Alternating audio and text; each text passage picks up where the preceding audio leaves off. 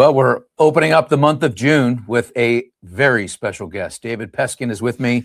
He is the president and CEO of HighTechLending, formerly the founder of Senior Lending Network, a guy that is an absolute legend in the reverse mortgage space, who is out and about with a new project that looks similar to an option arm, but it's not. David, good to see you. How are you? Good, thanks, Greg. Thanks for having me. I'm very excited to be here with you.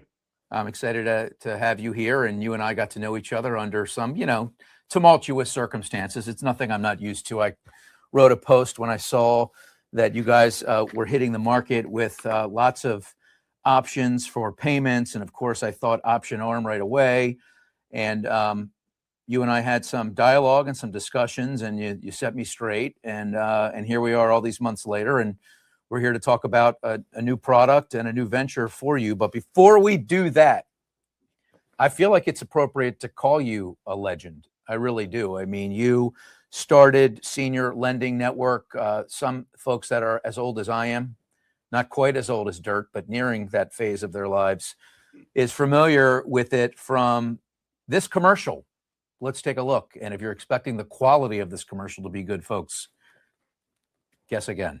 Just get better over time. And if you're a homeowner age 62 years or older, a reverse mortgage could make this the best time of your life.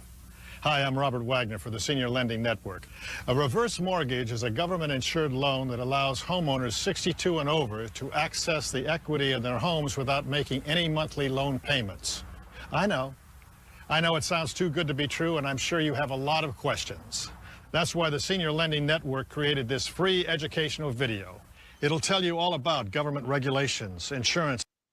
So it started out as an idea, and before you were sold in the early 2000s, you were doing about $1 billion in volume. On our way. You created a category and seized a moment, and we're going to get to that in a second. I just sort of wanted to set the table. You cut your teeth in mortgage at Rock Financial as a loan officer in the early 1900s. And of course, Rock became Quicken.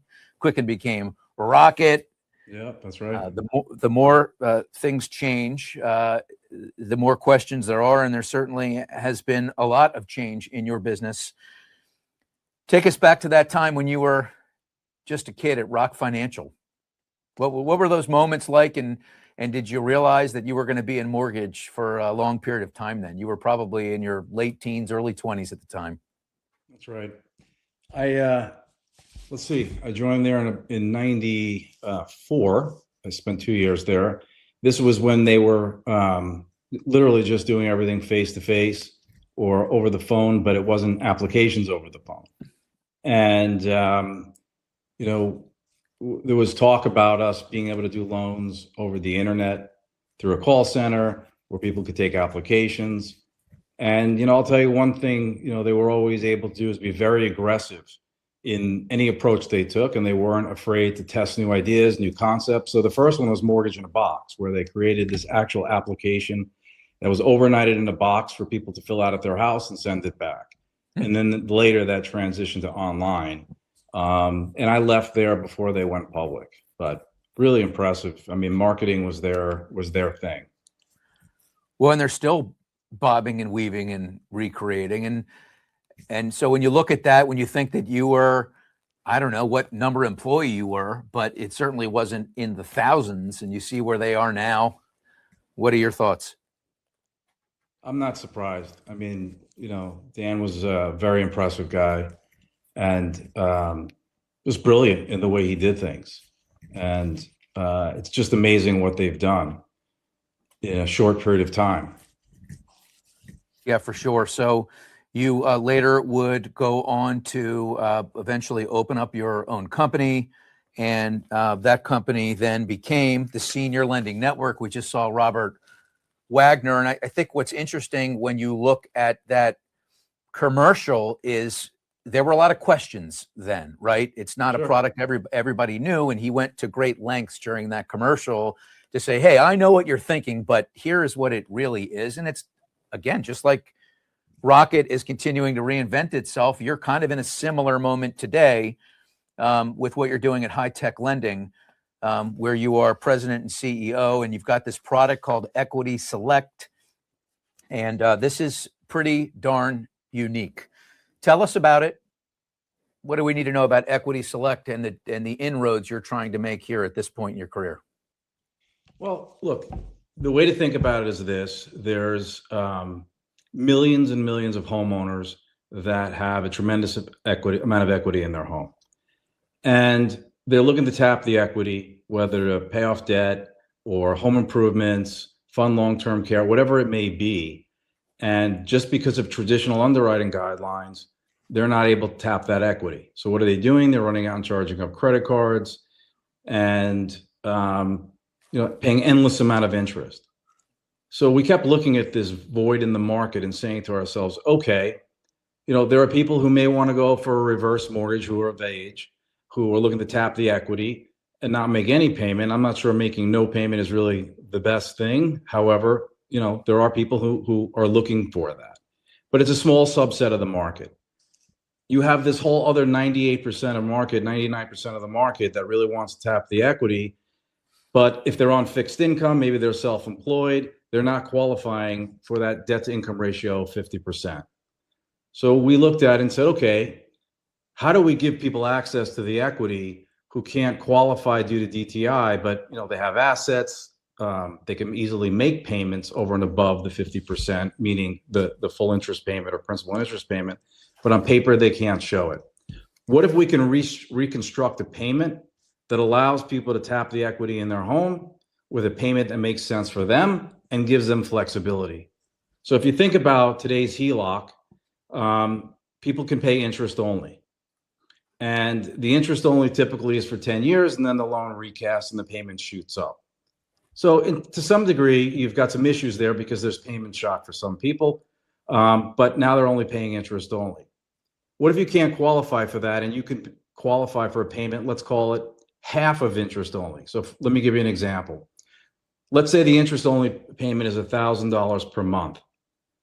What if someone said, I can afford $500 a month for that same loan amount? What if I reconstructed it to allow them to have to pay $500 a month minimum, and the other $500 could either be added to the loan balance or they could pay it? They have the choice every month, or they can catch up.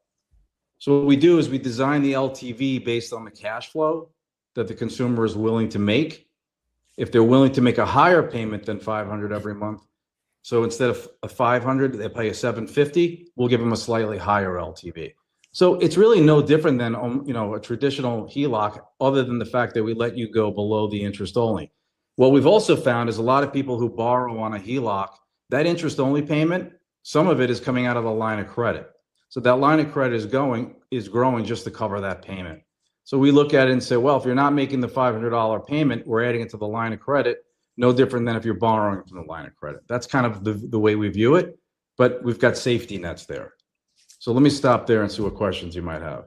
Well, lots of questions. Thank you for that explanation.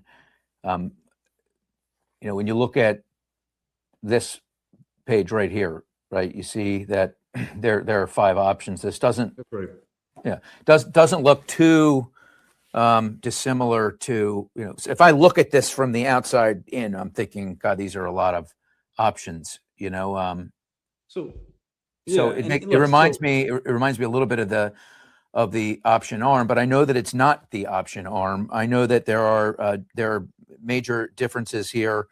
You have a payment that is set, right, and you also this is a loan that doesn't recast, right? That's right. So that's another option. So elaborate a little bit on those things, so that when the lay is looking at this and saying, "Oh my goodness, what is this all about?" How is it different from an option arm? Yeah, it's a great question, and I think what you're looking at, can be somewhat confusing to somebody if they haven't really been trained on how to use the calculator, right? The 5 columns just represent different payment options, and that automatically correlates into different loan amounts. No different than if I said, I'm going to give someone a higher rate or lower rate, they may qualify for more or less money. So same thing here. The way to think about our product compared to the option arm product. So the option arm was a great product in my view, for the right borrower. The problem was there were a lot of flaws in that product. The first one being the loan to value is extremely high, and you're letting somebody go below the interest only payment. It's almost like giving someone a 125% loan. We know where that's going. So what happened was when somebody borrowed funds and they paid below the interest only, there was no cap on that payment. The payment would shoot up, and if the borrower couldn't afford to make that new payment, of course, we know what happens. And there was a complete recast too. So if the loan balance exceeded or went up to the value of the home, you were forced now to have to pay that down. So we looked at those two things and said, well, how do we build some safety measures in here? The first one is easy. Let's do a low loan to value, as if they're going to make that minimum payment or that payment that's required every single month for the life of the loan. Let's look at what the future home value might be. Let's present value those cash flows. Let's look at current interest rates, and let's design an LTV grid for that.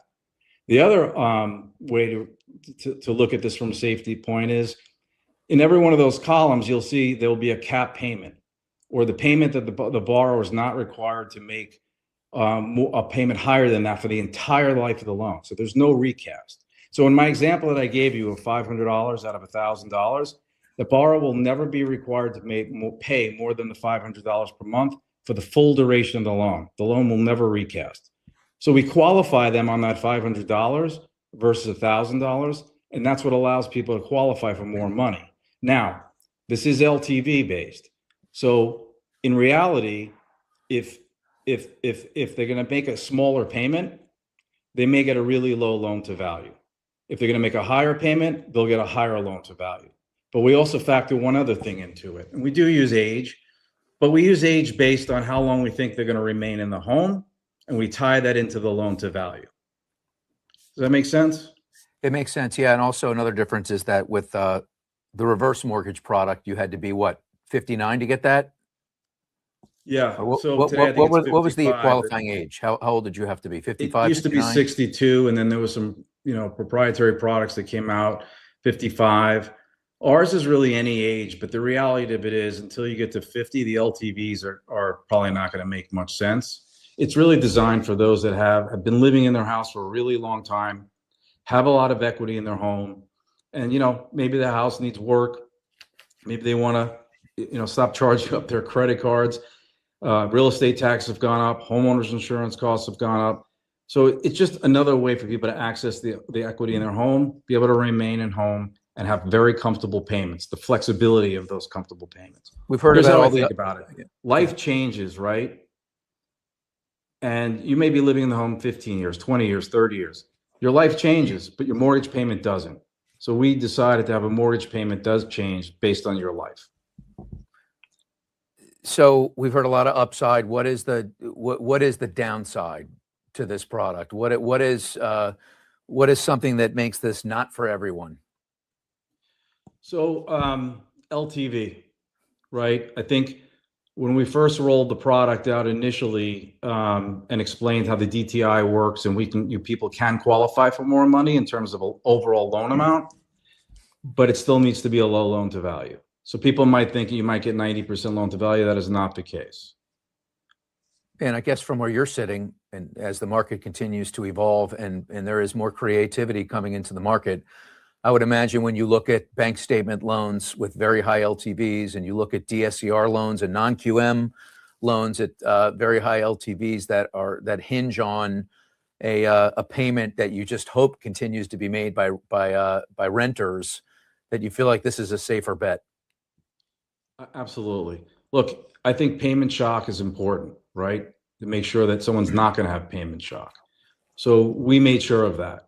We made sure that the LTV makes sense. We do income qualification. The difference is that when we do income qualification, we're using that qualifying lower payment to qualify them because that's all we require versus the full interest only payment. Yeah, let's go back to reverse mortgages for a minute. Yeah. So you were a titan in that industry. Why not pick up where you left off? I mean, this is an untapped product. Last I heard, I'm sure the numbers have changed. Only 2% or so of the people that qualify for a reverse mortgage actually tap into it. Why not go down that road that you already knew was tried and true? I think reverse is a great product. I do. I think though, back in the day, when we were doing the SLN, Wells Fargo was in the business, Bank of America was in the business. So when people used to call us and say, this does sound like it's too good to be true, we would reference the fact that you've got Wells Fargo and B of A in the business, and you had instant credibility in the business. After we sold the business in 2011, Wells Fargo and Bank of America exited the business, which I think hurt the industry a lot. And I think that's when you started to see some misperceptions or a lack of credibility of the product. And there was some flaws in the product because people used to have tax lates and still be able to get a loan. They could have mortgage lates and still get a loan. That's all changed. But there's lots of misperceptions out there. And I think it's going to be challenging for that industry to get to the next level in terms of overall volume. I think last year there was around 30 or 35,000 total loans done. If you look at the demographics for HELOCs and refinance, for those people in their 50s plus, it's well over 1 million loans. So compare the two, it's a big difference. This is a HELOC. The difference is that we reconstructed the HELOC. And you can do first and seconds as well. I should mention that. Do you hope that everybody gets on board with this product? Will you allow delegated? Are people going to be able to underwrite to your guides? Is this for brokers? Is this for lenders? Today it's for brokers. We're going to have a non-delegated hopefully in the next 60 days. And then from there we'll figure out if we're going to do delegated. We're not sure yet. Probably will, depending on who's doing it. But we're looking to expand this product into other things as well. So we're really excited. This is the chassis for what we think can be a really exciting, new category in home lending is probably the best way to think about it. What are some of those other things that you're thinking about that could be in the future? So we're thinking about a higher payment required as compared to current interest rates. So another cap payment higher, that'll give a higher LTV. We'll keep working on that. We're looking at doing this for an investor property as well. So as you know, people who are doing investment properties, they like the idea of being able to use their cash flow to either buy other properties or reinvest in the property.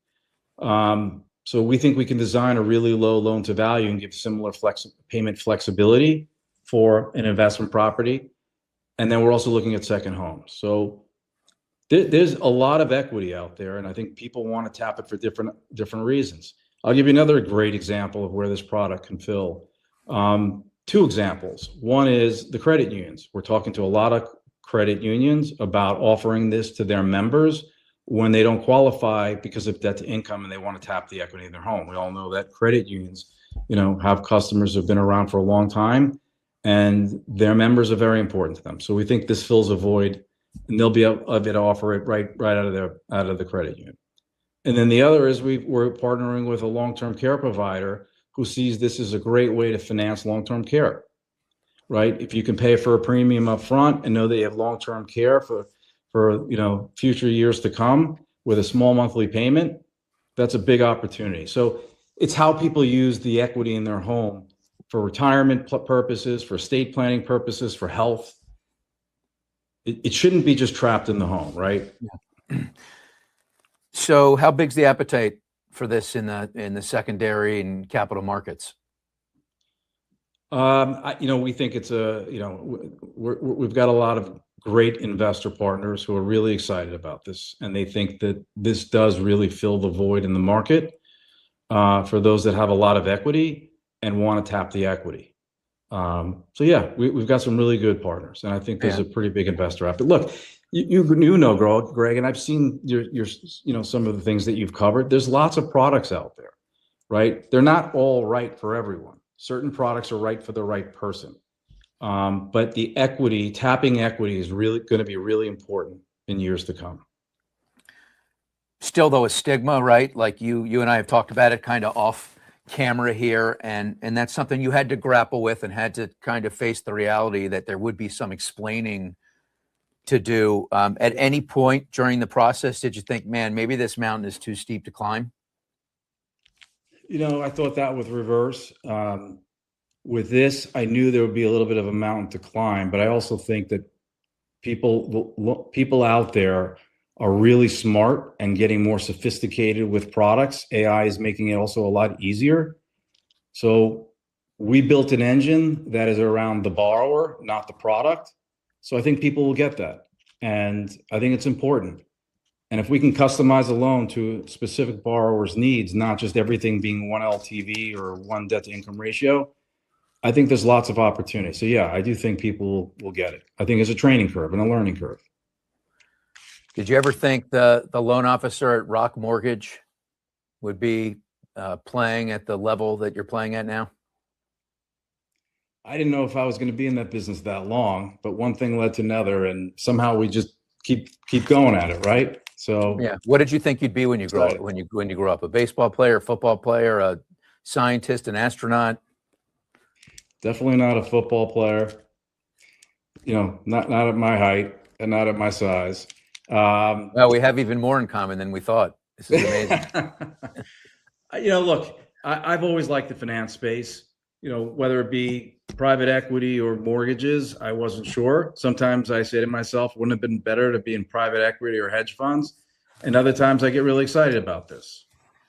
But when you were a loan officer working for Rock Financial, as a call center loan officer, whatever you were doing, I mean, did you already have the pedigree there to do the unbelievable things that you've done, or were there mentors along the way that helped give you the courage to reach? Or did you already know that you were kind of destined for something greater? No, truthfully, I always saw it was sales, and I was always learning different ways to approach sales and grow the business. And I think one thing just came after another. I like to look for opportunities and where there's niches in the market and voids in the market.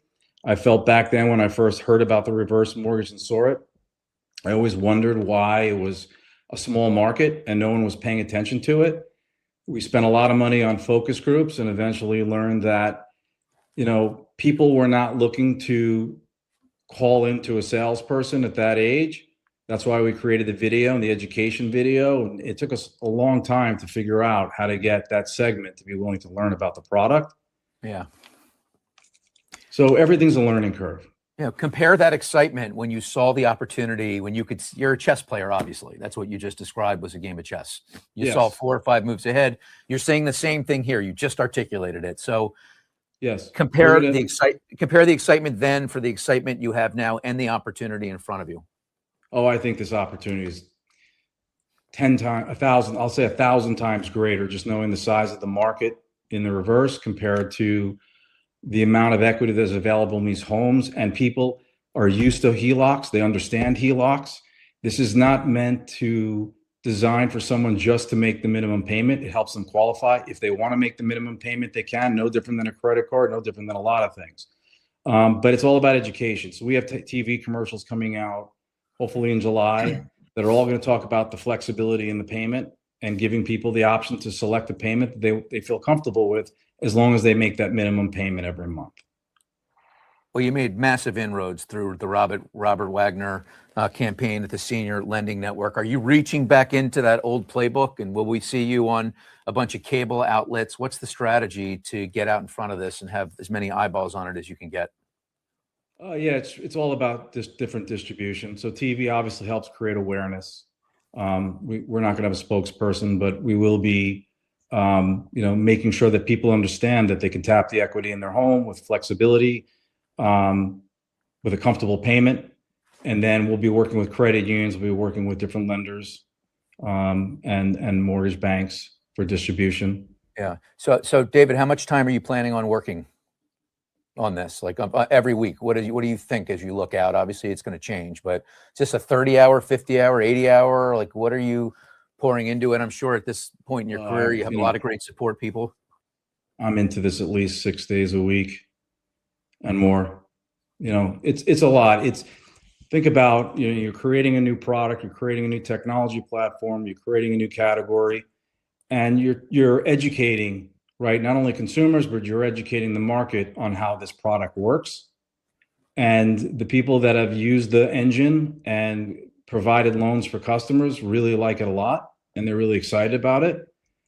And it's just a matter of understanding how to use the engine, and that's what it is. And you're taking the application on a regular 1003. You can use your traditional LOS to submit the loan. So it's no different than taking any other loan. It's just determining what loan amount and what payment works, and that's where you use the engine. Yeah, we've gone 25 plus minutes without me mentioning AI, but obviously I've got to mention it. Like, what is the use case, given that you're dealing with an older demographic that might not be that comfortable with agentic? Are you going to be mostly on the back end, pushing papers faster, or do you see a front-facing use case as well? Initially, I see it all back end, right? I think it's, make sure that the loans can go through as quickly as possible, as efficiently as possible. We use it for education. We use it for loan officers to ask questions, get immediate responses. And then, of course, we use it for modeling and, coming up with the right loan offering, et cetera. On the front end, I do think there's going to be a future in the front end at some point down the road. A lot of it is going to be based on answers that the consumer gives to the system, and then it helps design a loan that's specific for them and shows them the payment flexibility and compare it to a HELOC, compare it to a first lien, et cetera. What's the most employees you ever had at any of your stops where you were on top? Around 500, I think. Yeah. 550. What did you learn about leadership in that role? You have to let the people that you trust that work for you do what they need to do and not get in their way. Just have complete confidence in them, give them support, don't micromanage, and let them get excited about being entrepreneurs. And, we've always broken the businesses down into different channels and put them on P&L so they understand how to make decisions. And I've never said you can make a wrong decision. You just need to learn from a bad decision. That's all. And I want people to try things and take risks. Well, there'll be some people listening to you say that, saying to themselves, man, that's a guy I want to work with. He's a guy that's a proven brand. He's been on the top of the mountain. He's cashed out multiple times. How do I get in touch with that guy? Are you in a building phase right now? Are you looking for certain roles to be filled? And if so, how can folks reach out to the organization? I appreciate that, Greg. Yeah, we're definitely in a growth mode. We're always looking for talent. And the goal from here is really to, we do offer other products, obviously, right? We do conventional loans. We still do reverse loans because there are people that fit that bucket, and we'll branch off from there. But we are looking to grow the business, and that's all different channels. So anybody in the industry, if they're looking for an opportunity, we're always looking for talent. And mostly on the account rep side, the back end side, what's an area where you have your biggest need right now at this moment? Always in sales, right? Revenue is always the most important thing. So sales is important, but back office people are great too, depending on. But when you say sales, you don't mean out there calling Mr. Jones, the 60-year-old. You mean going and signing brokers up, right? Or am I wrong? It could be brokers. It could be calling the Mr. Joneses of the world, or it can be going to credit unions and banks. It just depends. We have different channels and different areas of distribution, and we're looking for talent. And if somebody came to me and felt that they can do one of those roles for us in a really great way, then we want to know who they are. I'm just disappointed you're not looking for a spokesman. I feel like you said that on purpose so that I don't start to badger you, because this does sound like a pretty darn good product. I appreciate it. Podcast you like? What Yes. do you? Are there any out there that you can recommend, and why? The podcast that I really enjoy is called Acquired. I think they do a really great job diving into different businesses, and it's interesting because I've read books about these different businesses, and somehow or another, they're always finding out new information that was never discussed, and it's really interesting. Well, Dave, this has been interesting. Looking forward to seeing your rise again at HighTechLending and seeing this product take off. I don't think anyone that heard this has any doubt that you're going places based on both your track record and everything you've said here. You've got a lot of confidence, a lot of swagger. I like it. We'll be in touch. I appreciate it very much. Thanks for joining me here on Thanks. One I on really One. appreciate it. Thanks so All right, much. enjoy your Monday, That's everyone. great. We'll talk to you again soon, David. Take care. Bye-bye. Thanks.